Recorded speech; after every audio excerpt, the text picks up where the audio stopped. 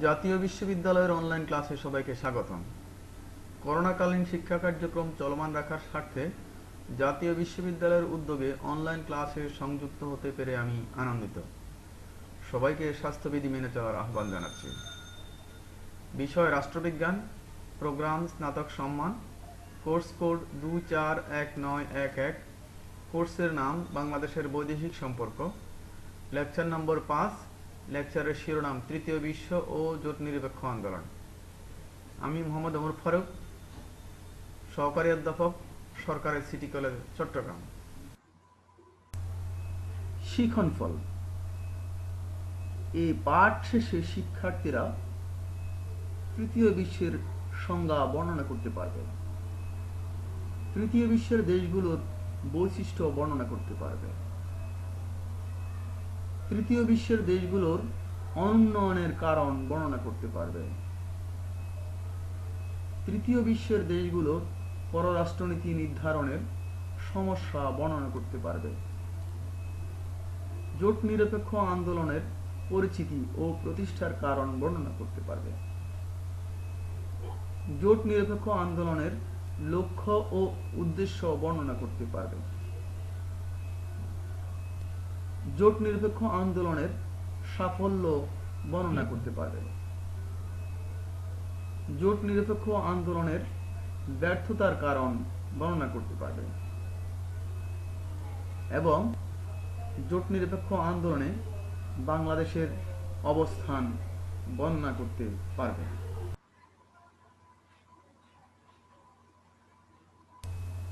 প্রিয় শিক্ষার্থী, এ পর্যায়ে আলোচনা করব তৃতীয় বিশ্বের সংজ্ঞা নিয়ে। তৃতীয় বিশ্বের ধারণাটি আন্তর্জাতিক রাজনীতিতে একটি নবীন ধারণা। দ্বিতীয় বিশ্বযুদ্ধ পরবর্তীকালীন সময়ে চীনে এই তত্ত্বের উদ্ভব ঘটে।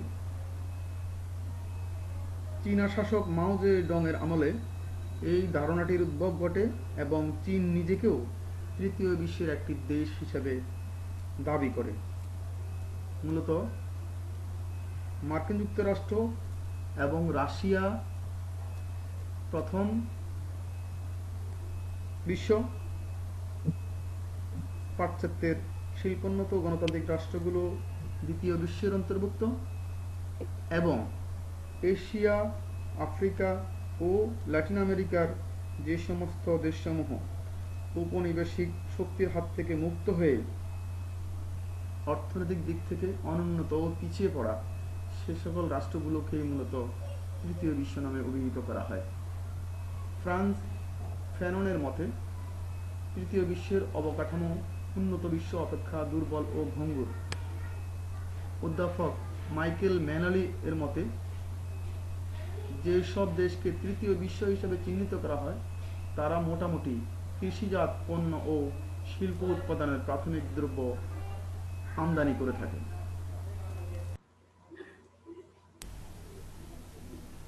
প্রিয় শিক্ষার্থী, এই পর্যায়ে আমরা আলোচনা করব তৃতীয় বিশ্বের দেশগুলোর বিভিন্ন বৈশিষ্ট্য সম্পর্কে। প্রথমে আসা যাক অনুন্নত অবকাঠামো নিয়ে। তৃতীয় বিশ্বের রাষ্ট্রগুলো সাধারণত অবকাঠামোগত দিক থেকে দুর্বল। এই সকল রাষ্ট্রগুলো অবকাঠামোগত দুর্বলতার কারণে সামগ্রিক উন্নয়ন করতে সক্ষম হচ্ছে না, যে কারণে তারা আরও দীর্ঘ সময়ের জন্য অনুন্নত থেকেই যাচ্ছে। যদিও কোনো দেশের অর্থনৈতিক ও সামাজিক উন্নয়নের চাবিকাঠি হলো সে দেশের উন্নত অবকাঠামো। সুষ্ঠু পরিকল্পনা এবং যথাযথ অর্থের সরবরাহ না থাকায় তাদের অবকাঠামো উন্নয়ন ঘটানো সম্ভব হচ্ছে না। অর্থনৈতিক দুর্বলতা। তৃতীয় বিশ্বের রাষ্ট্রগুলোর একটি প্রধান বৈশিষ্ট্য হলো অর্থনৈতিক দুর্বলতা। প্রথম এবং দ্বিতীয় বিশ্বের রাষ্ট্রগুলো থেকে তারা অর্থনীতিতে খুবই পিছিয়ে এবং অর্থনৈতিক পরনির্ভরশীলতা তাদের জনগোষ্ঠীকে দরিদ্র করে রাখছে এবং জাতীয় অর্থনীতিকে দুর্বল করে রাখছে, যে কারণে পরনির্ভরশীলতা এবং নানাবিধ অর্থনৈতিক সংকট তাদের নিত্যসঙ্গী। আর এই অর্থনৈতিক দুর্বলতার একটা বিশেষ কারণ হলো এই সকল রাষ্ট্র দীর্ঘদিন ধরে ঔপনিবেশিক শক্তির শাসন এবং শোষণের জর্জরিত ছিল।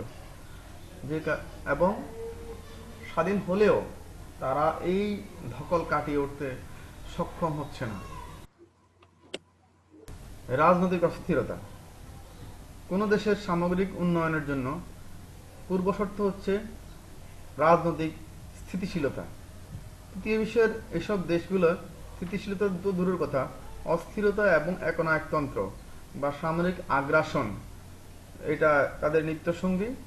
রাজনৈতিক অস্থিরতার কারণে তৃতীয় বিশ্বের রাষ্ট্রগুলোর শাসক ও শাসিতের মধ্যে বিচ্ছিন্নতা রয়েছে এবং ব্যাপক দূরত্ব রয়েছে, যে কারণে রাজনৈতিক হাঙ্গামা সেদের অর্থনীতিকেও পর্যুদস্ত করছে।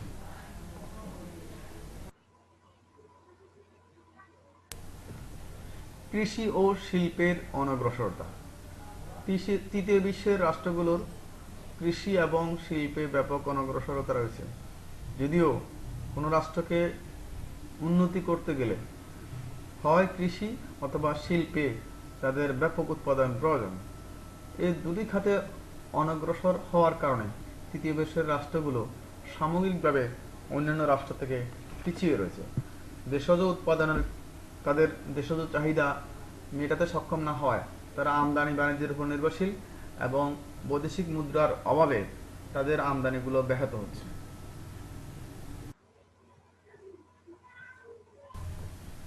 বিজ্ঞান ও প্রযুক্তির অনগ্রসরতা।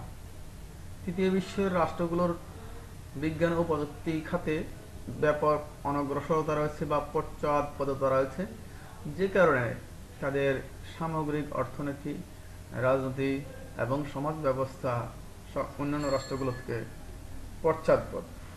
আর এই পশ্চাৎপদতা তাদের বিভিন্ন দিক থেকে পিছিয়ে রেখেছে। যেখানে বিজ্ঞান ও প্রযুক্তি খুব দ্রুত গতিতে এগিয়ে যাচ্ছে বিভিন্ন রাষ্ট্র, তৃতীয় বিশ্বের রাষ্ট্রগুলো সেখানে তাল মিলিয়ে এগোতে পারছে না, যে কারণে তারা অন্যান্য রাষ্ট্র থেকে পিছিয়ে রয়েছে।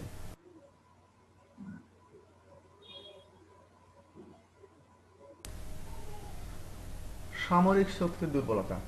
তৃতীয় বিশ্বের রাষ্ট্রসমূহের আরেকটি বৈশিষ্ট্য হলো তাদের সামরিক শক্তির দুর্বলতা রয়েছে। তারা অর্থ এবং সম্পদের অভাবে আধুনিক সুশৃঙ্খল সামরিক বাহিনী গড়ে তুলতে পারছে না। এর ফলে জাতীয় আন্তর্জাতিক ক্ষেত্রে তাদের স্বার্থ ব্যাহত হচ্ছে, যা তাদের অনুন্নয়ন এবং প্রকৃত ক্ষমতা ও প্রভাব থেকে দূরে রাখছে।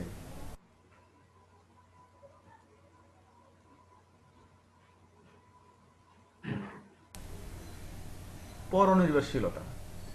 তৃতীয় বিশ্বের রাষ্ট্রগুলোর একটি বিশেষ বৈশিষ্ট্য হলো পরনির্ভরশীলতা।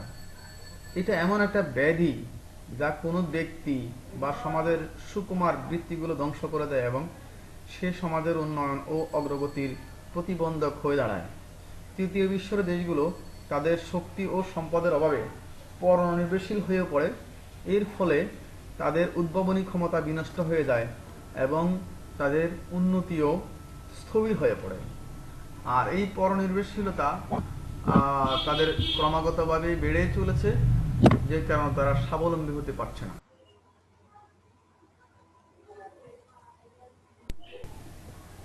অশিক্ষা ও অসচেতনতা।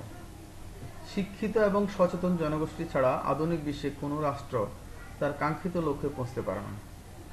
তৃতীয় বিশ্বের এইসব রাষ্ট্রগুলো অধিকাংশ মানুষই শিক্ষার আলো থেকে বঞ্চিত রয়েছে। এর ফলে তারা অসচেতন রয়েছে, যা এই রাষ্ট্রগুলোর মানুষ এবং রাষ্ট্রের জন্য অভিশাপ হয়ে দাঁড়িয়েছে। কারিগরি জ্ঞানের অভাব। বর্তমান বিশ্বে দ্রুত উন্নয়নের একটি চাবিকাঠি হলো কারিগরি দক্ষতা। যদিও কারিগরি জ্ঞানের অভাব রয়েছে তৃতীয় বিশ্বের রাষ্ট্রগুলোতে, ফলে তারা শিল্প এবং কারিগরি ক্ষেত্রে অন্যান্য রাষ্ট্র থেকে পিছিয়ে রয়েছে। ফলে তাদের জাতীয় উৎপাদন কম হচ্ছে, জাতীয় আয় কম থাকছে, ফলে তারা জাতীয় উন্নয়ন সাধন করতে সক্ষম হচ্ছে না।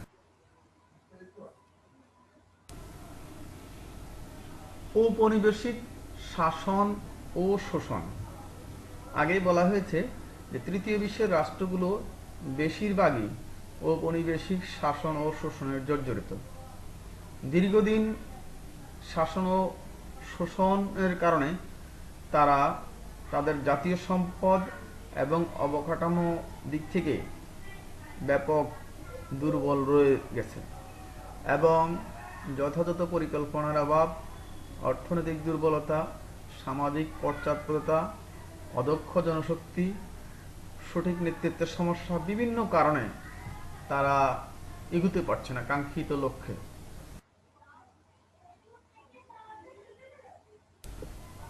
তৃতীয় বিশ্বের দেশগুলোর অনুন্নয়নের কারণ এবারে আমাদের আলোচনা। শুরুতেই ঔপনিবেশিক শাসন ও শোষণ। একটু আগে আমরা আলোচনা করেছি তৃতীয় বিশ্বের রাষ্ট্রসমূহের একটি বিশেষ বৈশিষ্ট্য হলো ঔপনিবেশিক শাসন ও শোষণ। দীর্ঘ সময়ের শাসন ও শোষণের জর্জরিত এই সকল রাষ্ট্র কোনোভাবেই দারিদ্র্যের দুষ্ট চক্র ভেঙে বেরিয়ে আসতে পারছে না, যে কারণে তারা নানাবিধ সমস্যায় জর্জরিত। সামাজিক, রাজনৈতিক এবং অর্থনৈতিক দিক থেকে তারা উন্নত রাষ্ট্রগুলো থেকে পিছিয়ে রয়েছে। একটি সমস্যা আরো বহুবিধ সমস্যা সৃষ্টি করছে, যে কারণে এই সকল রাষ্ট্র অন্যান্য রাষ্ট্রগুলোকে অনুসরণ করে এগিয়ে যেতে পারছে না। অবকাঠামো কোনো উন্নয়ন তাদের করা যাচ্ছে না। নিজেদের মধ্যে বিভক্তি, নেতৃত্বের দ্বন্দ্ব, সামরিক অভ্যুত্থান, সামাজিক বিশৃঙ্খলা, রাজনৈতিক অস্থিতিশীলতা এ সকল রাষ্ট্রের নিত্যসঙ্গী। অবকাঠামোগত দুর্বলতা। তৃতীয় বিশ্বের রাষ্ট্রসমূহের একটি বিশেষ বৈশিষ্ট্য হলো অবকাঠামোগত দুর্বলতা, আর এই দুর্বলতা তাদের অনুন্নয়নের একটি বিশেষ কারণ। দুর্বল অবকাঠামোর মাধ্যমে কৃষি, শিল্প কোনো দিক থেকে উন্নতি করা সম্ভব না। কৃষি পণ্য পরিবহন, সংরক্ষণ এবং বাজারজাতকরণের জন্য সুষ্ঠু এবং উন্নত অবকাঠামো যেমন দরকার, তেমনি শিল্পের উৎপাদন বৃদ্ধি, শিল্প পণ্য কাঁচামাল আমদানি, উৎপাদিত পণ্য বাজারজাতকরণ এবং সেগুলো সংরক্ষণের জন্য অবকাঠামোগত দুর্বলতা একটা বড় সমস্যা। সেক্ষেত্রে সুষ্ঠু এবং উন্নত অবকাঠামো প্রয়োজন, যদিও তৃতীয় বিশ্বে এর ব্যাপক দুর্বলতা রয়েছে।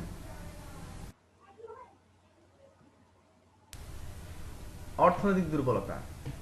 তৃতীয় বিশ্বের রাষ্ট্রসমূহের অর্থনৈতিক দুর্বলতার কারণে তারা জাতীয় উন্নয়ন করতে পারছে না। বিভিন্ন দাতা দেশ এবং সংস্থা থেকে ঋণ নিয়ে এবং সাহায্য নিয়েই তারা জাতীয় উন্নয়ন সাধন করছে। এইসব রাষ্ট্র বিভিন্ন দিক থেকে দারিদ্র্যের দুষ্ট চক্রে আবদ্ধ, ফলে সুদ দিতে দিতে তারা পর্যুদস্ত, দেনা শোধ করতে করতে তারা দুর্বল হয়ে পড়ছে। ফলে তারা জাতীয় সম্পদের বৃদ্ধি ঘটাতে সক্ষম হচ্ছে না, জাতীয় উন্নয়নকেও ত্বরান্বিত করতে সক্ষম হচ্ছে না। নেতৃত্বের দুর্বলতা। তৃতীয় বিশ্বের রাষ্ট্রসমূহের একটি বিশেষ বৈশিষ্ট্য হলো নেতৃত্ব দুর্বলতা, এবং এই দুর্বলতা তাদের অর্থনৈতিক উন্নতির পথে একটি বাধা হয়ে দাঁড়িয়েছে। দূরদর্শী এবং দক্ষ নেতৃত্ব ছাড়া কোনো রাষ্ট্র এগিয়ে যেতে পারে না। তৃতীয় বিশ্বের অস্থির রাজনৈতিক পরিস্থিতি এবং সচেতনতার অভাবে সেসব দেশে দূরদর্শী এবং দক্ষ নেতৃত্বের বিকাশ ঘটে না। সাধারণ জনগণও দক্ষ যোগ্য নেতা বেছে নিতে পারে না। ফলে এইসব দেশে প্রকৃত উন্নতি সাধিত হয় না এবং রাজনৈতিক স্থিতিশীলতাও অর্জন হয় না।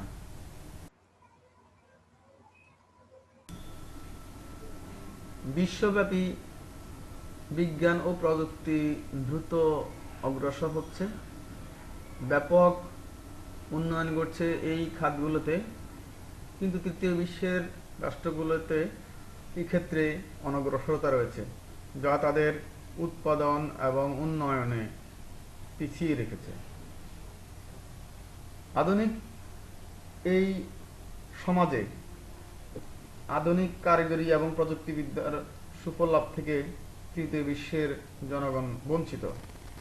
ফলে তারা টেকসই এবং দ্রুত উন্নয়ন করতে সক্ষম হচ্ছে না, তাদের জাতীয় উন্নতিও সাধিত হচ্ছে। তৃতীয় বিশ্বের রাষ্ট্রসমূহের একটি বিশেষ বৈশিষ্ট্য হলো অধিক জনসংখ্যা। জনসংখ্যাধিক্যের কারণে তাদের জাতীয় ব্যয় বেশি হচ্ছে, উৎপাদনের তুলনায় খরচ বেশি হচ্ছে, যে কারণে তাদের জাতীয় সম্পদ বৃদ্ধি পাচ্ছে না। ক্রমাগত দারিদ্র্য, ক্রমাগত অনুন্নয়ন তাদের নিত্যসঙ্গী। অধিক জনসংখ্যার জন্য বাসস্থান, খাদ্য, চিকিৎসা এইসব জোগাড় করতে করতে তারা ব্যক্তিগত পর্যায়ে, পারিবারিক পর্যায়ে এবং রাষ্ট্রীয় পর্যায়ে তারা অন্য রাষ্ট্রের তুলনায় পিছিয়ে রয়েছে। এই সকল জনগোষ্ঠী তৃতীয় বিশ্বের রাষ্ট্রসমূহের অনুন্নয়নের বাধা, অগ্রগতিতে বাধা সৃষ্টি করছে এবং বিভিন্ন সামাজিক বিশৃঙ্খলা সৃষ্টি করছে। প্রিয় শিক্ষার্থী, এই পর্যায়ে আলোচনা করব তৃতীয় বিশ্বের দেশগুলোর পররাষ্ট্র নীতি নির্ধারণের বিভিন্ন সমস্যা নিয়ে। প্রথমেই আলোচনা করব অর্থনৈতিক পরনির্ভরশীলতা। তৃতীয় বিশ্বের রাষ্ট্রসমূহের পররাষ্ট্র নীতি নির্ধারণের ক্ষেত্রে একটি বিশেষ সমস্যা হলো অর্থনৈতিক পরনির্ভরশীলতা। অর্থনৈতিক পরনির্ভরশীল থাকলে কোনো ব্যক্তি যেমন স্বাধীনভাবে কথা বলতে পারে না, সিদ্ধান্ত গ্রহণ করতে পারে না, তেমনি রাষ্ট্রীয়ভাবেও কোনো রাষ্ট্র যদি বড় বড় রাষ্ট্রের কাছে অর্থনৈতিকভাবে নির্ভরশীল থাকে, তারা আন্তর্জাতিক পর্যায়ে সঠিক সিদ্ধান্ত নিতে পারে না এবং স্বাধীনভাবে সিদ্ধান্ত নিতে পারে না। তেমনি তাদের সঠিক, সুষ্ঠু, নিরপেক্ষ পররাষ্ট্র নীতি নির্ধারণ করতে পারে না। দাতা গোষ্ঠীর প্রভাব। একথা সর্বজন স্বীকৃত যে তৃতীয় বিশ্বের বেশিরভাগ রাষ্ট্রই দাতা গোষ্ঠীর সাহায্যের উপর নির্ভর করে।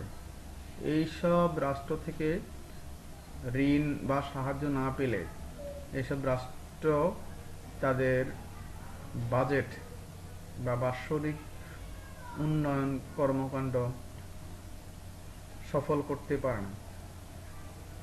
সেহেতু দাতা গোষ্ঠীর কথা মতোই তাদের চলতে হয় এবং দাতা গোষ্ঠীর বিপক্ষে তারা কোনো সিদ্ধান্ত গ্রহণ করতে পারে না, কোনো নীতি নির্ধারণ করতে পারে না।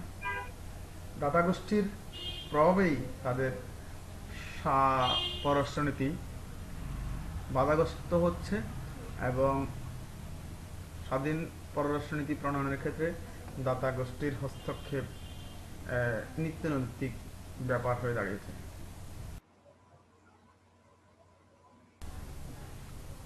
ভৌগোলিক অবস্থান তৃতীয় বিশ্বের রাষ্ট্রসমূহের পররাষ্ট্রনীতি স্বাধীনভাবে নির্ধারণের একটি সমস্যা হয়ে থাকে।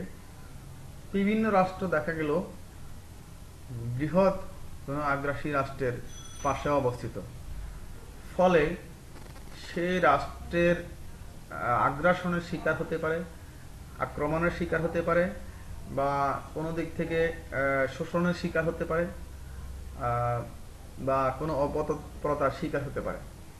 এগুলো চিন্তা করে দুর্বল তৃতীয় বিশ্বের রাষ্ট্রসমূহ স্বাধীন পররাষ্ট্রনীতি প্রণয়ন করতে পারে না বা বাস্তবায়ন করতে পারে না, কারণ তাদেরকে সবসময় পার্শ্ববর্তী রাষ্ট্রের মন মর্জি, খেয়াল এবং স্বার্থের কথা চিন্তা করেই তাদের সমস্ত কার্যক্রম এবং নীতি প্রণয়ন করতে হয়। তৃতীয় বিশ্বের রাষ্ট্রগুলোর একটি বিশেষ বৈশিষ্ট্য হলো এই রাষ্ট্রগুলো সামরিক দিক থেকে দুর্বল থাকে।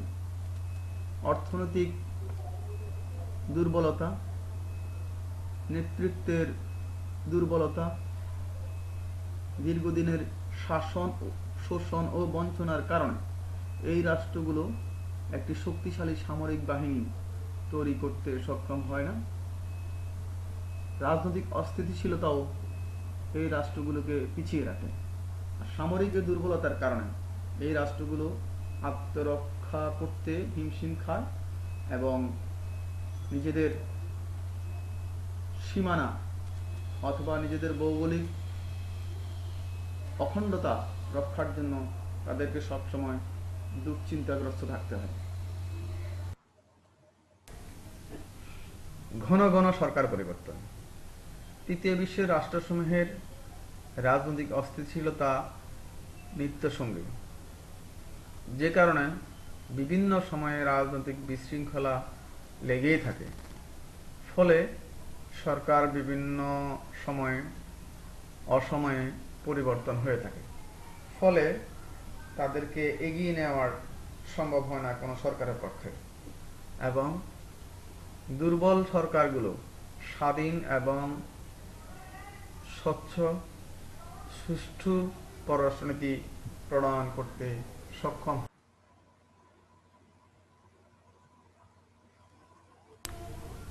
প্রিয় শিক্ষার্থী, এই পর্যায়ে আলোচনা করব জোট নিরপেক্ষ আন্দোলন বিষয়ে। এটি এমন একটি জোট যার অন্তর্ভুক্ত হলো তৃতীয় বিশ্বের অনুন্নত ও উন্নয়নশীল রাষ্ট্রসমূহ। মূলত দ্বিতীয় বিশ্বযুদ্ধোত্তর বিশ্ব পরিস্থিতিতে তৃতীয় বিশ্বের অনুন্নত এবং উন্নয়নশীল রাষ্ট্রসমূহের উদ্যোগেই এই জোটের যাত্রা শুরু হয়, এবং এটি বিশ্বের দুটি সামরিক জোটকে দূরে রেখে নিজেরা ঐক্যবদ্ধ হয় এবং তারা শান্তি এবং নিরস্ত্রীকরণের কথা বলে আসছে, নিরপেক্ষতার কথা বিশ্বব্যাপী বলে আসছে। দুর্বল রাষ্ট্রগুলো এর অন্তর্ভুক্ত হলেও এই আন্দোলনের মাধ্যমে তারা নিজেদের একটা প্ল্যাটফর্ম আন্তর্জাতিক রাজনীতিতে গড়ে তুলতে সক্ষম হয়েছে। ঐক্যবদ্ধতা তাদের মধ্যে বিরাজমান এবং তারা নিজেদেরকে অনেকটা বিশ্বযুদ্ধের ডামাডোল থেকে দূরে রাখতে সক্ষম হয়েছে। প্রথমেই আলোচনা করা যাক এই আন্দোলন তথা জোট নিরপেক্ষ আন্দোলন বা ন্যাম প্রতিষ্ঠার কারণ সম্পর্কে।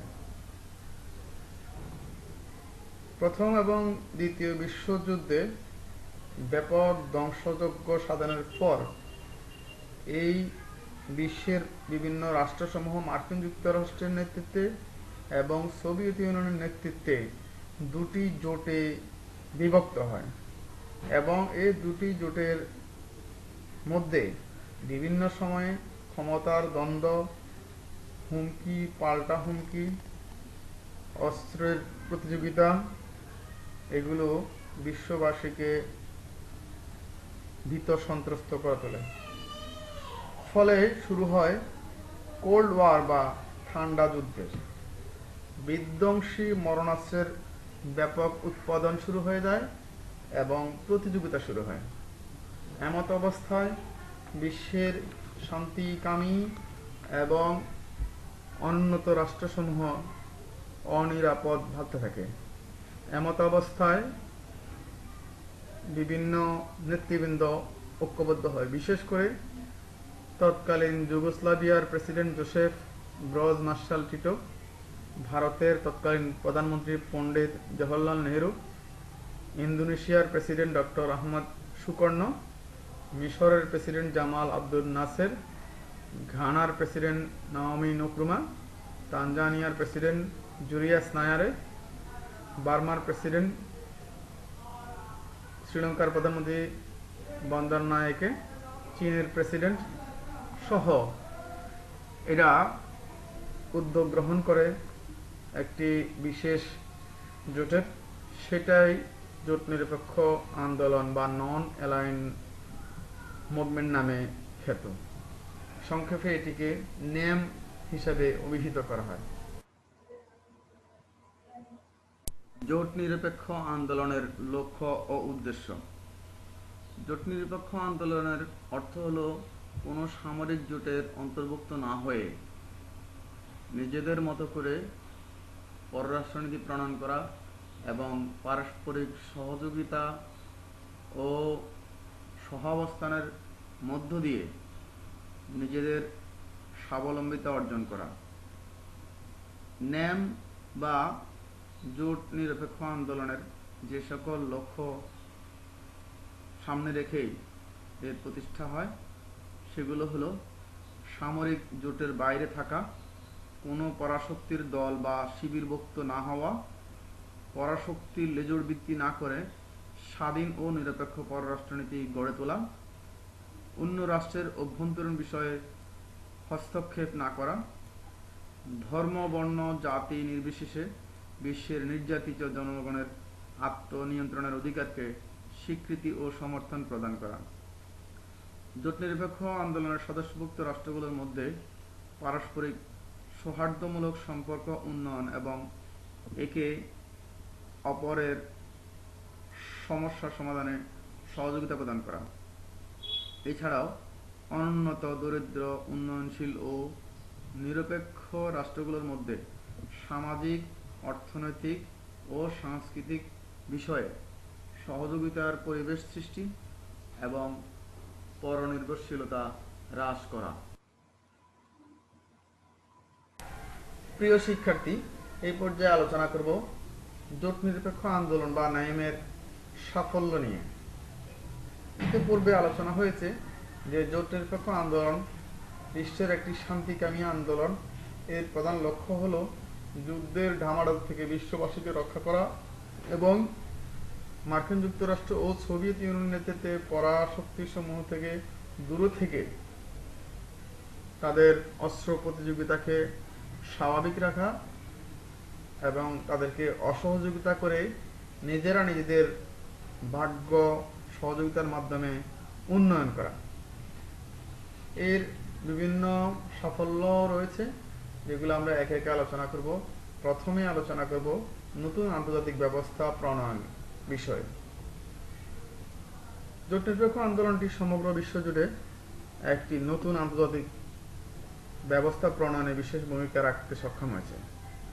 মূলত আন্তর্জাতিক ক্ষেত্রে আণবিক অস্ত্রের উৎপাদন, পরীক্ষা, মজুদ নিষিদ্ধকরণ এবং ভূখণ্ডগত সংহতির প্রতি মর্যাদা প্রদর্শন এই আন্দোলনের একটি গুরুত্বপূর্ণ লক্ষ্য। শান্তিপূর্ণ উপায়ে বিরোধ মীমাংসা করা এবং পারস্পরিক নির্ভরশীলতার প্রতি শ্রদ্ধা জানিয়ে এই জোট কাজ করেছে এবং এই ধারণাগুলো তারা আন্তর্জাতিক পরিমণ্ডলে ছড়িয়ে দিতে সক্ষম হয়েছে।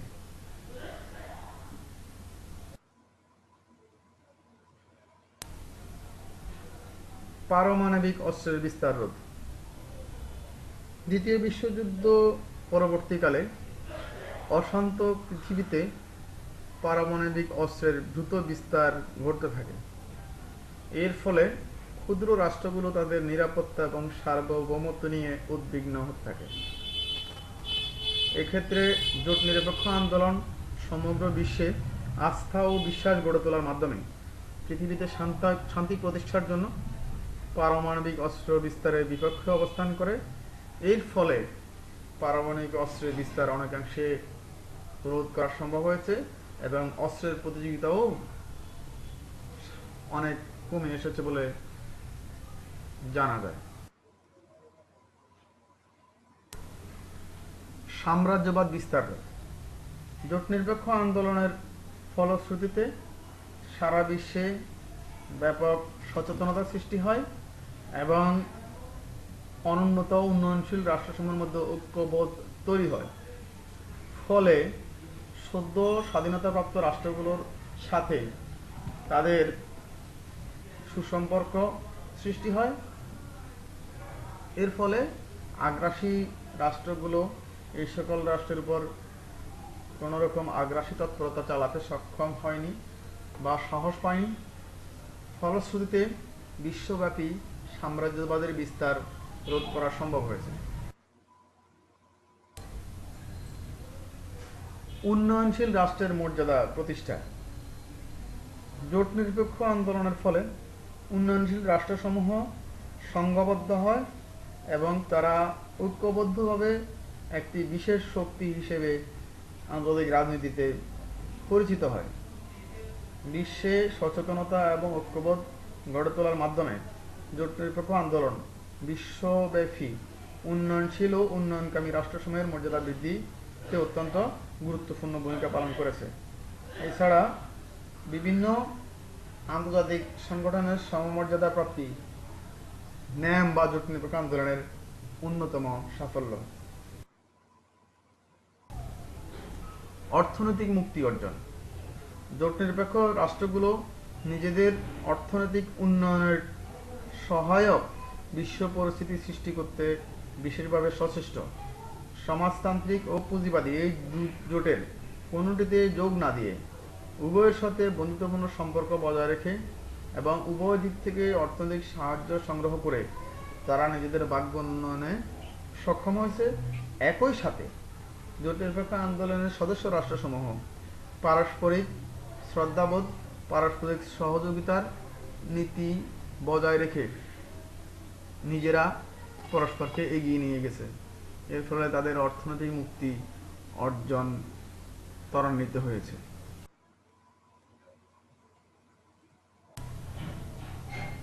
ঔপনিবেশিকতার সমাপ্তি। জোট নিরপেক্ষ আন্দোলনের ফলে উপনিবেশবাদ এর বিরুদ্ধে বিশ্বে জনমত সৃষ্টি হয়েছে এবং সুস্থ জাতীয়তাবাদী আন্দোলন ও জাতীয় স্বাধীনতার পথ প্রশস্ত হয়েছে।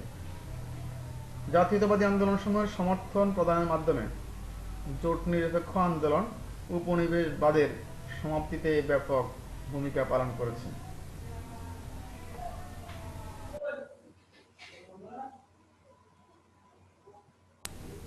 এই পর্যায়ে আলোচনা করব জোট নিরপেক্ষ আন্দোলনের ব্যর্থতার কারণ। প্রথমেই স্নায়ুযুদ্ধের অবসান। জোট নিরপেক্ষ আন্দোলনের প্রতিষ্ঠা হয়েছিল বিশ্বের দুটি পরাশক্তির নেতৃত্বে সৃষ্ট জোটের পরিপ্রেক্ষিতে আন্তর্জাতিক রাজনীতিতে তৃতীয় একটি প্ল্যাটফর্ম হিসেবে।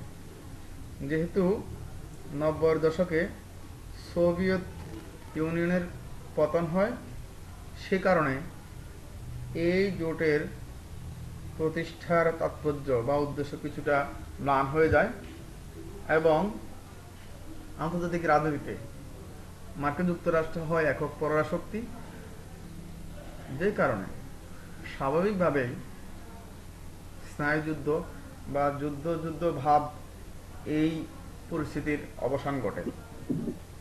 ফলে বিশ্ব রাজনীতির ব্যাপক পরিবর্তন ঘটে। সুতরাং রাষ্ট্রসমূহকে আলাদা করে রাখার জন্য বা আলাদা প্ল্যাটফর্মে রাখার জন্য জোট নিরপেক্ষ আন্দোলন খুব বেশি জরুরি ছিল না বা খুব বেশি ভূমিকা রাখার প্রয়োজন হয়নি। এই সংগঠনটি এই কারণে অনেকটা ম্লান হয়ে পড়ে। পরাশক্তি সমূহের অনমনীয়তা। জোট নিরপেক্ষ আন্দোলনের ব্যর্থতার একটি প্রধানতম কারণ হিসেবে বিভিন্ন লেখক লিখেছেন, তৎকালীন সময়ে বিশ্বের পরাশক্তি দেশসমূহ অনমনীয় প্রকৃতি ছিল, কারণ তারা ছিল সমগ্র বিশ্ব থেকে অর্থনৈতিক এবং সামরিক দিক থেকে অনেক দূরে এগিয়ে। তারা বিশ্বকে তাদের ক্ষমতা এবং শক্তি দিয়ে নিয়ন্ত্রণ করতে সচেষ্ট ছিল। ফলে ন্যামের আন্দোলনের দাবিসমূহ তারা কর্ণপাত করেনি এবং ন্যামের দাবিগুলোর কার্যকারিতা ছিল বলে মনে হয় না।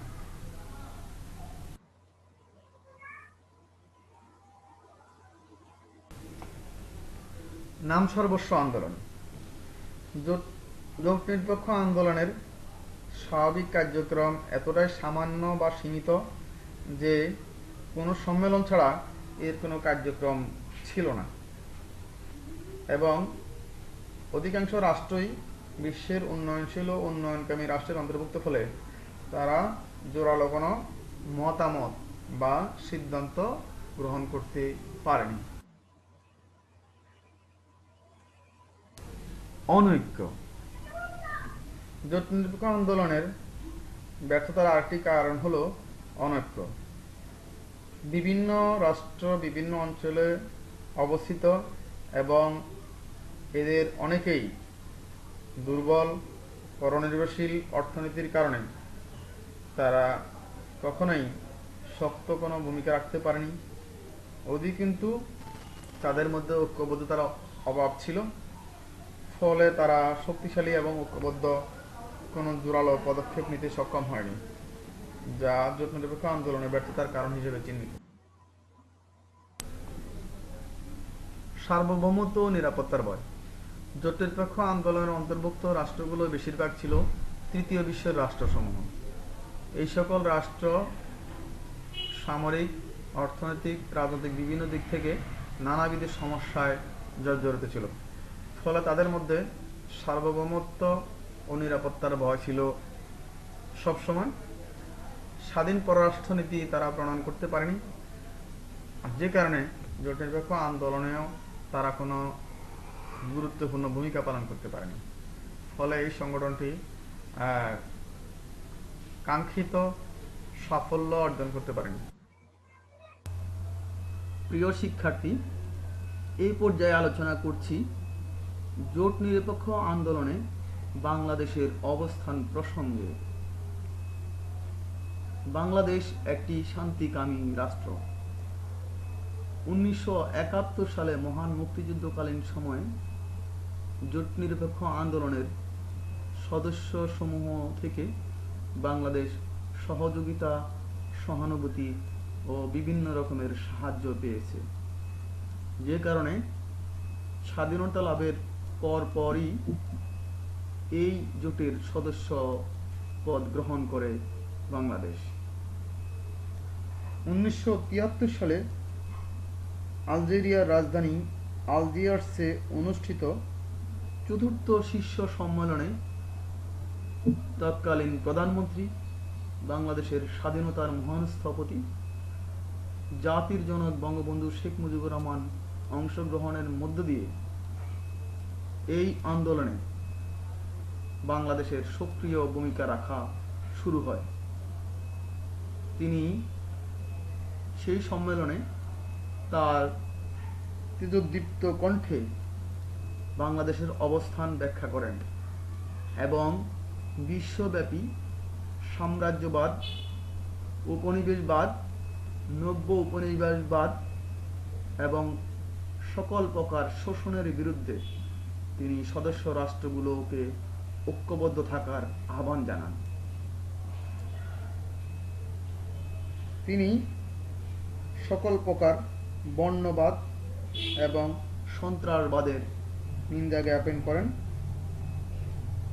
একই সাথে তিনি এই আন্দোলনকে এগিয়ে নিয়ে যাওয়ার জন্য এবং কাজে ও কথায় এর নীতি অনুসরণ করার জন্য সকল রাষ্ট্রের প্রতি আহ্বান জানান। পরবর্তীকালে এই আন্দোলনের বিভিন্ন শীর্ষ সম্মেলনে বাংলাদেশের পরবর্তী রাষ্ট্র ও সরকার প্রধানগণ অংশগ্রহণ করেন এবং বাংলাদেশের অবস্থান সকলের নিকট তুলে ধরেন। বাংলাদেশ স্বাধীন ও নিরপেক্ষ পররাষ্ট্রনীতিতে বিশ্বাস করে। বৈদেশিক সম্পর্ক নির্ধারণের ক্ষেত্রে বাংলাদেশ বিভিন্ন সামরিক জোট থেকে দূরত্ব বজায় রেখে চলে। নগ্ন শক্তির প্রকাশ না ঘটিয়ে বিশ্বের আত্মমানবতার সেবায় এগিয়ে আসার জন্য বিভিন্ন সময়ে বাংলাদেশ বিশ্ব নেতাদের আহ্বান জানিয়েছে।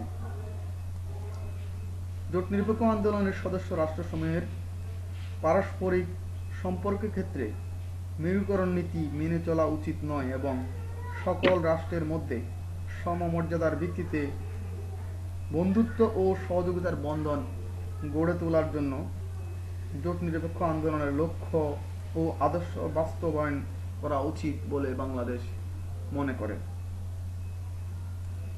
বাংলাদেশ বিশ্বের শান্তিকামী ও দূরদর্শী বিশ্ব নেতাদের একটি সম্মিলিত প্রয়াস হিসাবে জোট নিরপেক্ষ আন্দোলন বাংলাদেশের জন্মলগ্ন থেকে সক্রিয় অবস্থান বজায় রেখেছে এবং সোচ্চার কণ্ঠে সকল অন্যায় অনিয়মের বিরুদ্ধে এবং সমমর্যাদার দাবিতে বাংলাদেশ তার অবস্থান সকলের নিকট স্পষ্ট করেছে।